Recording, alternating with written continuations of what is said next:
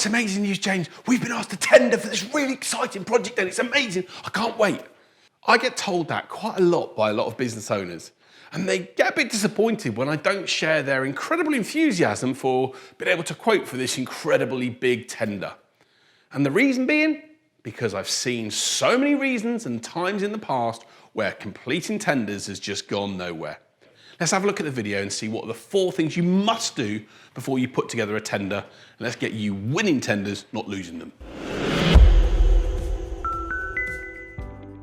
So you're a business owner and you've been asked to quote for this really great tender.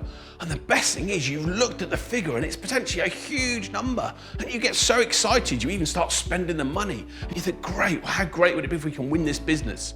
And then basically it all goes wrong. You submit the tender, you work for hours, you work late into the night to do things, and then it just goes nowhere. Or you get told, I'm sorry, your tender's unsuccessful. I know that because I've done it so many times myself in the past. I've basically spent hours. I once stayed up till 5 in the morning to get something done. And then 4 days later got told it was not acceptable and didn't pass the next criteria. And I was gutted, I was emotionally distraught. And I want you to avoid that as a business owner, especially if you get given opportunities in this area.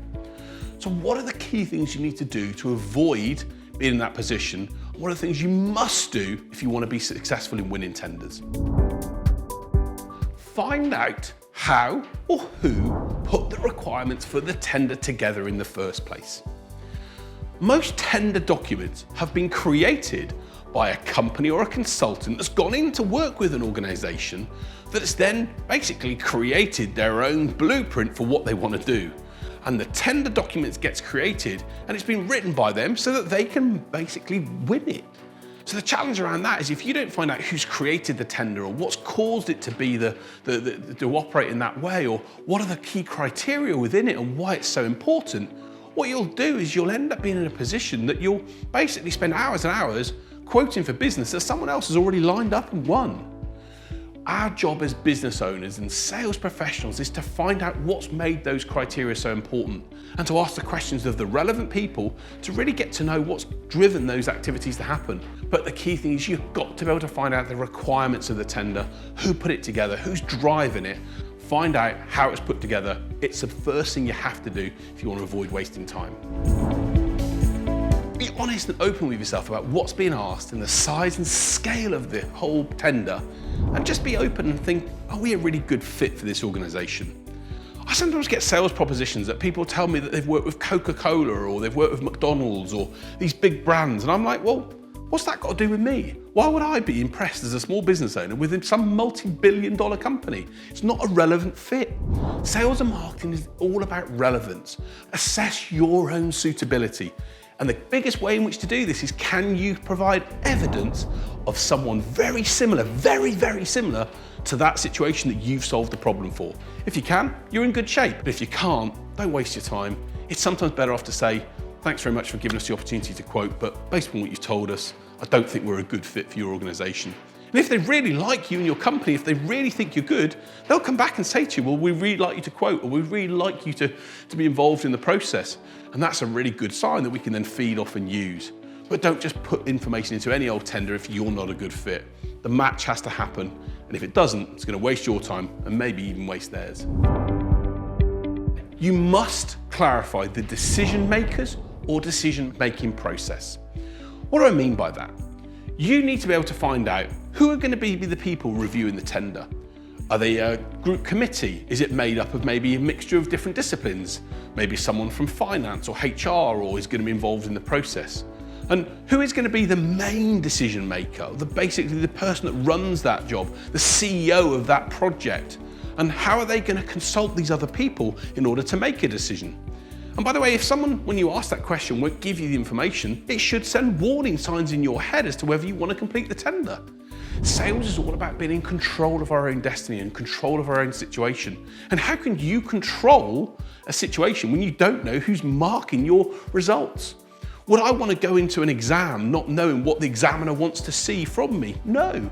I want to know what the examiner is looking for and who they are and a bit more about how they work and how they operate to know I've got the best chance of getting the result. So ask these questions when you're approaching a tender. How do you go about making decisions as an organisation? How will the decision-making process work in this tender? Who will be involved in reviewing the tender and what roles do they have in the organisation? Can you tell me more about them? And who are the key people that are going to decide if this is a success in maybe a few months' time? Don't walk headlong into opportunities thinking amazing things without doing your due diligence about the process. Get the process right, you've got a far better chance of winning. But if you don't, you'll waste time, you'll waste effort, and you'll waste energy. If you're putting yourself forward for a tender, find out the decision makers, what's going to happen, how it's going to happen, and put yourself in control of that situation. And if they can't give that information, think twice about whether you want to get involved. Trust me, it will save you time, emotional energy, and it'll basically put you in a better place to show your values as a business. People might indicate in a tender that they've got an issue in certain areas. And what they're basically saying to you is that there's a thing going on here that they have some concerns with or some issues with or something they want to achieve. And what they're looking for is evidence of how they can make that problem go away. I use an example when I'm doing sales training and I say to people, Jack, if I said to you, give me £10,000 and I guarantee I'll turn it into £50,000 in 4 weeks' time, most people would say, I don't believe you. How are you going to do it?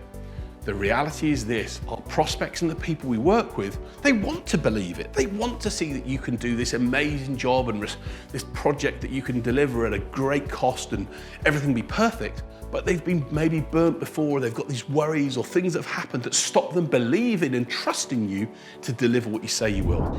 Give them the evidence to show how, because them wanting to do something and you showing them the evidence is critical to them seeing, yeah, this is potentially where we want to go.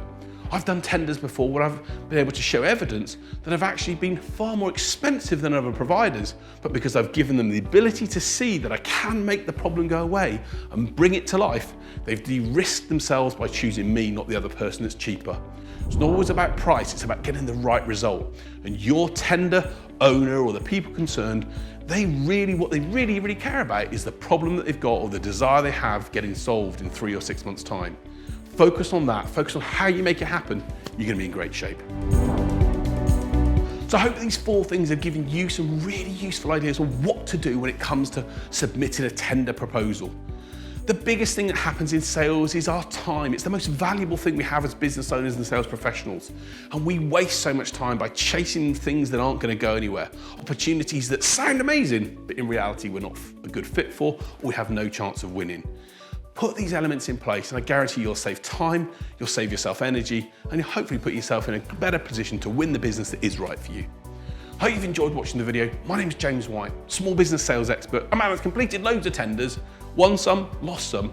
The advice I've shared is hopefully going to help you win more business. And if it has, and if you love the video, please subscribe to the channel, like it, share it with others. Let's make sure other business owners and sales professionals don't waste time on chasing tenders that are never going to go anywhere. Thanks for watching. See you soon.